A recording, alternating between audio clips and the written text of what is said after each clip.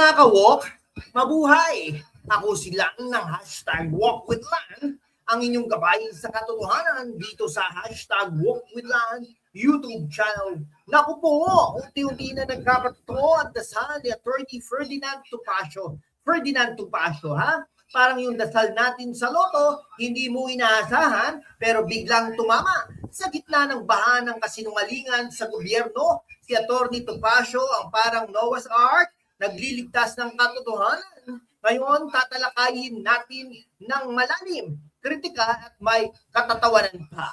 Kung paano unti-unti lumalabas ang kanyang panalangin sa mga anomalya sa flood control budget insertions at mga lihim na pondo. Factual ito ha, base sa balita mula sa SMNI News, Inquirer at iba pang sources. Para sa mga OFW sa UAE, Japan at Hong Kong at sa kabataan nating naghahanap ng hustisya, ito ay para sa inyo. Subscribe na mga kawoka at i-hit ang bell para mas maraming ganito. Shoutout sa mga taga-Pilipinas, US, Canada, Australia, Great Britain, UAE, Italy, Japan, Denmark at Hong Kong. Kayo ang lakas natin. Mga kababayan, simulan natin sa basics, pero with a twist. Si Attorney Ferdinand Tupacio, hindi lang lawyer, ha? Siya ay speechwriter pa ni dating Vice President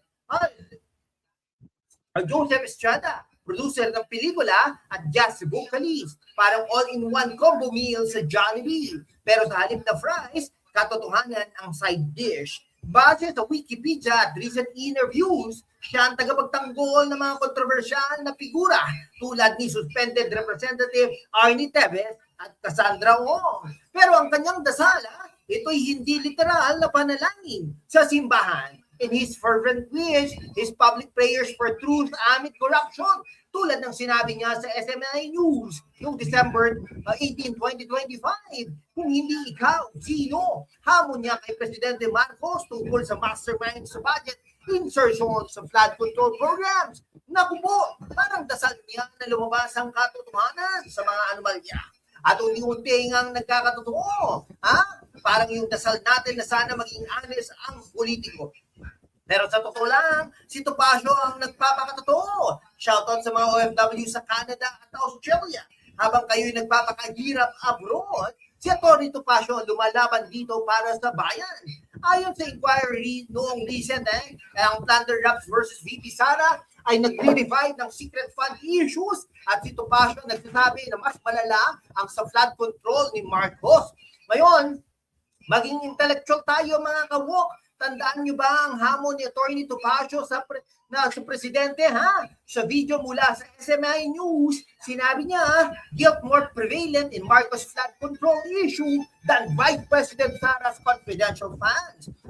Factual mula sa One News at Facebook post noong November 24, 2025. Ang flood scams ay racking the Senate with insertion sa budget na daang-daang milyon. Unti-unti nang nagkakatotoo ang dasal niya na lumabas ang mastermind parang baha sa Metro Manila.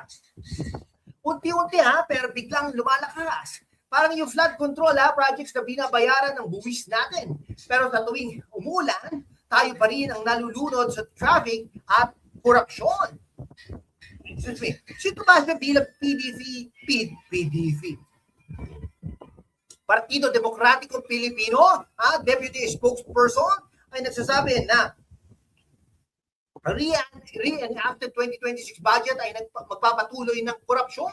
Base sa kanyang statement sa Bati News noong December 16 para sa kabataan. Ito'y lesson sa civics. Huwag maging bulag sa anomalya. Shoutout sa mga taga-US at UK. Habang kayo'y nasa snow, kami dito sa Pilipinas ay nalulunod sa political floods. Ano sa tingin niyo mga viewers? Comment down below. Mga kawok, maging critical tayo. Si Atty. Tupacio ay nagtatanggol kay Vice President Sara Duterte sa Plunder Raps, sabihing normal ang aliases like Mary Grace Piatos sa confidential funds para protektahan ang informants. Okay? Factual mula sa Albante at Bulgar noong December 16. Ito yung standard protocol. Pero ang dasal niya, na unti-unting lumabas ang totoong salarin sa mas malalaking issue tulad ng flood control anomalies na sinabi niyang mas malala. Para yung aliases sa funds, Mary Grace Piatos, sounds like it's not pero tunay ni snack ay ang pera ng bayan na kinakain ng korap. Hindi ba? Sa context ng Sandra Ong being a fugitive, ha? Ay talagang grabe, ha? Si Topacio ay lumalaban para sa due process. Para sa mga OFW sa Italy at Germany, ito'y reminder ng hustisya ay unti-unti pero siguradong darating. Parang dasal ni Topacio, ha? Slow cook like adobo, pero masarap ang resulta.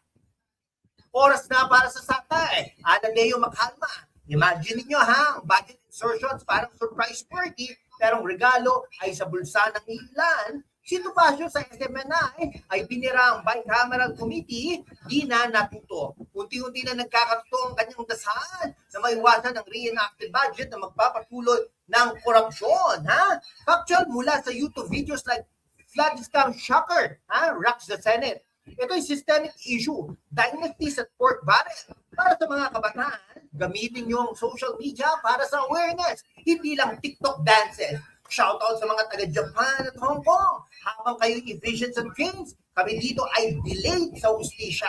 Share nyo sa comment section ang inyong dasal para sa bayan. Mga kababayan, si Topacio ay hindi natatakot. Hamon niya kay DOJ Secretary Remulla, YouTube, November 20 at suporta sa Vice President Sara Duterte versus impeachment, Bulgar, December 19. Ang kanyang dasal, mga kaibigan, na manalo ang katotohanan laban sa panggigipit. Bilang chairman ng Citizens Crime Watch, binira niya ang utak sa talampakan ng mga kritiko. Ha? Parang just niya, no? Improvisational, pero on point. Para sa mga OFW sa UAE at Pilipinas, siya ang boses nyo, ha? Tinalakay ang kanyang role sa Tevez case, mga kaibigan. O mga kawok, bago tayo magtapos, ha? Subscribe na mga kaibigan. Ha? Shoutout ulit sa Pilipinas, United States of America, Canada, Australia, Great Britain, UAE, Italy, Japan, Denmark, Germany, Hong Kong. Salamat sa suporta. Para sa mga OFWs at kabataan, gamitin nyo ang knowledge na ito para sa pagbabago. At hey, habang nanonood, shop sa YouTube, shopping via Shopee at Lazada. Kunin nyo ang home essentials tulad ng vacuum cleaners at kitchenware para sa inyong pamilya abroad. Para sa mga adventure, check the Honda ADV 160. Perfect para sa city rides at vlogs. At para sa content creators na kabataan, bili na sa vlogging products like tripods, microphones, at action cams. Lahat affordable at delivered fast. Support local sellers. Mga kababayan, sa gitna ng kasinungalingan, ang katotohanan ang unang dinudurog. Pero kasama kayo mga kawok, kaya nating itindig ang tama. Sumali na sa aking YouTube channel membership. Sama-sama, pananatilihin natin malaya at walang takot ang boses natin para sa bayan. Salamat sa inyong solid na suporta. Mag-subscribe na sa #WalkWithLan, YouTube channel membership at maging bahagi ng ating masiglang laban. #Laban para sa katotohanan. #WalkWithLan. Sa huli, unti-unti nang magkakatotoo dasal ni Atty. Topacio, katotohanan laban sa korupsyon. Salamat sa panonood mga kawok. I-like na, i-share at i-subscribe para sa susunod na episode. Mabuhay ang Pilipinas, mabuhay po kayong lahat.